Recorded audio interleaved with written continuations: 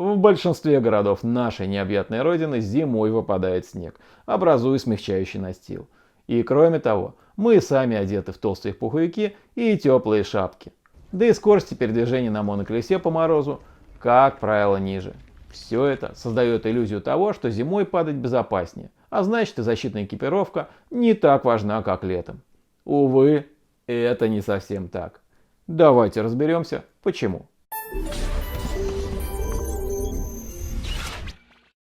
Большинство падений летом можно разместить в три категории.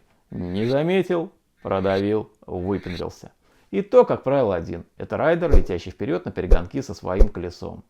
Зимой, благодаря обледенению, а также и слою снега, способного скрыть камень или неровность, сильно расширяются границы «не заметил».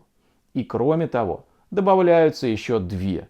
Это нежданчик в виде пробуксовывающего или выскальзывающего моноколеса с вероятным падением, и лопаток в виде райдера, не владеющего базовым пониманием техники зимней езды. Как мы видим, причин для падения зимой гораздо больше. Но что еще хуже, если летом подавляющее большинство падений бывает вперед, то зимой вы можете упасть в любую сторону. В том числе и на спину. А ведь это самое опасное падение. Кроме того, место предполагаемого падения зимой куда труднее спрогнозировать. И гарантировать, что там будет ровный мягкий снежок, не может никто. А урбанистическая среда богата разнообразием опасных форм.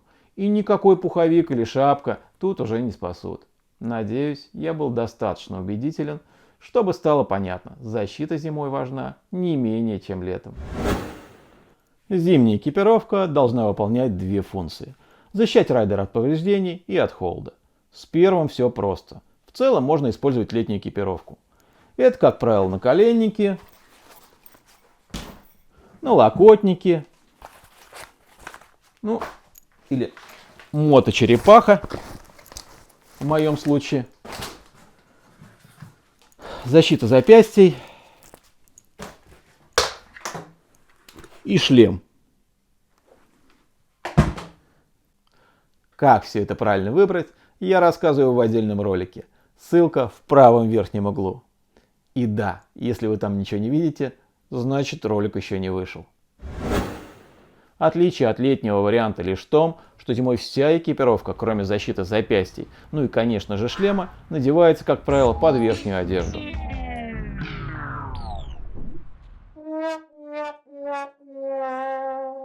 Да, при этом мы теряем скользящие функции, но зимой они обычно и так в достатке.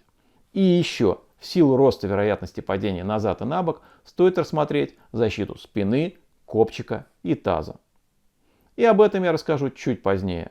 Если вы покупаете защитную экипировку специально на зимний период, убедитесь, чтобы она была не слишком объемной. Иначе можете попасть в ситуацию, когда она не уместится ни под верхней одеждой, ни поверх нее. Ну и вторая функция зимней экипировки – это защита райдера от холода. И тут вроде все понятно. А теперь давайте пробежимся по защите сверху вниз. Первое и самое важное – это шлем. Летние шлемы, как правило, делаются хорошо вентилируемыми. Конечно, если вы имеете хороший качественный шлем и не планируете ездить много зимой, можно обойтись тейпом, заклеив все вентиляционные отверстия. Если отверстия слишком большие, можно дополнительно забить их любым уплотняющим материалом. И еще вам понадобятся специальные очки. Впрочем, случается так, что даже при всех закрытых вентиляционных отверстиях в шлеме все равно холодно. Тут можно просто воспользоваться балаклавой. Ее можно приобрести как в магазине мотоциклетной, так и горнолыжной экипировки. В зависимости от потребностей можно выбрать потолще или потоньше. Но если вы собираетесь ездить много, то лучше найти возможность купить хороший шлем. Для зимы наиболее подходят два вида – интеграл и модуляр. Интеграл – это типовой мотоциклетный шлем закрытого типа. Модуляр отличается откидывающейся вверх передней частью, что дает возможность поговорить по телефону или попить воды, не снимая шлем. Из минусов – более высокая стоимость, немного меньшая степень защиты и чуть больший вес. Впрочем, все это несколько условно. Первая проблема, с которой, вероятно, придется столкнуться, и это запотевание визора. В классическом варианте решается установкой пинлока. Это такая накладка на визор, которая, как правило, устанавливается отдельно. Некоторые визоры сразу имеют антифоговое покрытие, предотвращающее запотевание. А в дорогих моделях может встречаться и электроподогрев визора. Ну и второй момент, которому стоит уделить внимание, это обзор. Для комфортной езды на моноколесе он должен быть почти такой же, как и без шлема.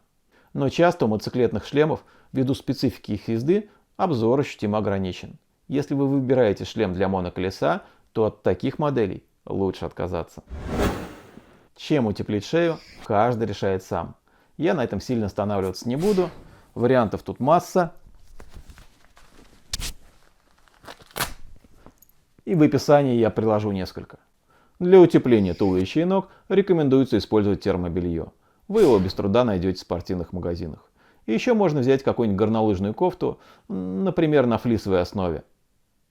Ну и еще хорошим вариантом будет купить жилетку с электроподогревом. Ссылочки на такие варианты я оставлю в описании. Как я уже сказал выше, защита спины зимой очень важна. И эту функцию обычно выполняет моточерепаха. Но если ее нет, то можно воспользоваться защитной экипировкой от горных лыж или сноуборда. Выглядит она примерно как-то вот так. Защищает не только спину, но и копчик. Но все же для защиты копчика лучше использовать защитные шорты, получившие прозвище бронетрусы. Они также смогут обеспечить защиту бедер и таза.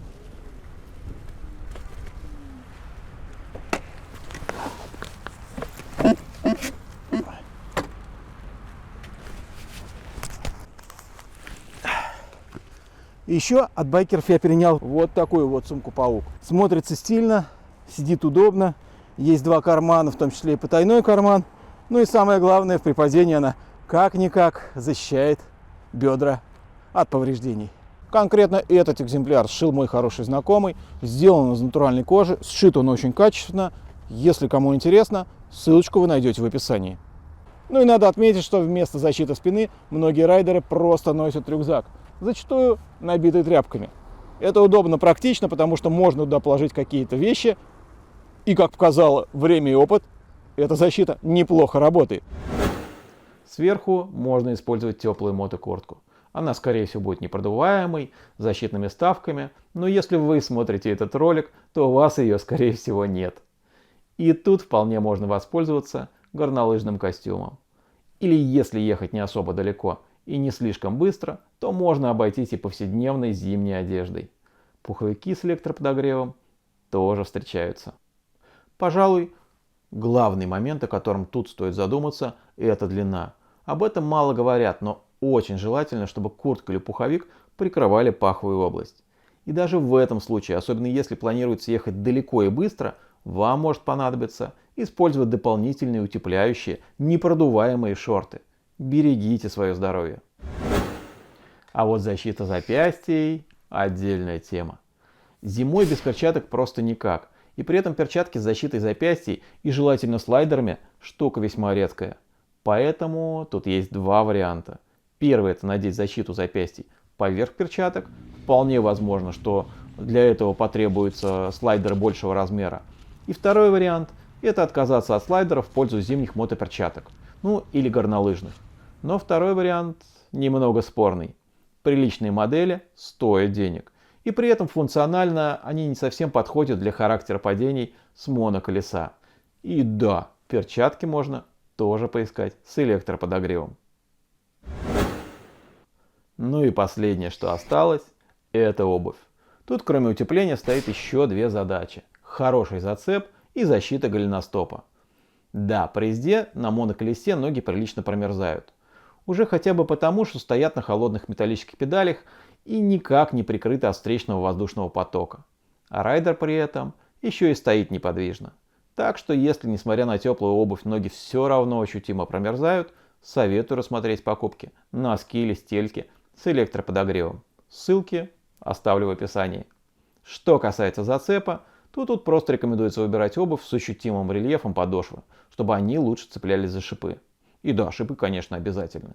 Подвернуть голеностоп можно не только при падении, но и просто поскользнувшись, когда сходите с моноколеса. Поэтому в приоритете рассмотрите обувь, имеющую укрепленную область голеностопа. Вообще, в описании под этим роликом я создам целый список всех зимних элементов защиты, который поможет вам определиться с выбором. И этот список я буду регулярно обновлять, поэтому если вам подвернулись какие-то удачные варианты, пишите в комментариях. Я проанализирую и по возможности протестирую и добавлю их в этот список. Ну и если есть нарекания на что-то из списка или какая-то ссылка не работает, тоже обязательно напишите. Самое время подвести итоги и сделать выводы. Их два. Первое — то, что езда на моноколесе зимой травмоопаснее летней. И второй — не ленитесь надевать экипировку. Да, защиты действительно выходит очень много, и в каких-то случаях добрая половина перечисленного может показаться избыточным. Но никто никогда не знает, в какой момент она потребуется.